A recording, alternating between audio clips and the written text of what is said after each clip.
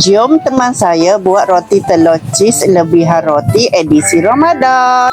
Lebihan roti yang saya buat aiskrim goreng tu saya buat goni. Ada membazir baik buat roti telur cheese ni. Mula masukkan 2 biji telur dalam mangkuk. Kacau biar sebati. Masukkan garam dan gula secukupnya. Kacau biar sebati. Masukkan onion powder sikit. Sedikit garlic powder. Dan sekali masukkan lebihan roti. Carik-carik kecil-kecil. Masuk sampai penuh. Agak-agak lah. Kacau biar sebati. Okay, sedia untuk digoreng. Seterusnya sediakan kuali. Panaskan kuali. Masukkan sedikit butter. Cairkan butter. Tapi sederhana dah. Dah kacau sikit. Alamak terlebih pula abuel lah sikit. Untuk next time pula. Masukkan adonan roti telur cheese tadi. Tekan sikit bagi padat dah. Bagi dia bulat comel lah. Kalau tak nak tak apa. Masak sampai keperangan. Guna 2 sudik takut dia pecah. Alamak terburn sikit tak apalah. Untuk makan sendiri-sendiri. Masak sampai kekuningan je. Lepas tu kita balik mula. Letak 2 slice cheese di atas roti telur goreng tu. Masukkan sedikit air ke dalam kuali. Sikit je dah. Dan tutup kuali. Si air tu nak bagi cheese tu cair je. Buat cair. Okey buka. Okey siap. Letak di atas pinggan. Freezer dengan susu pekak sikit. Lepas tu kita tabur dengan color rice sikit. Nak bagi comel. Nak bagi kanak makan ni. Okey siap. Jom teman anak saya makan pula.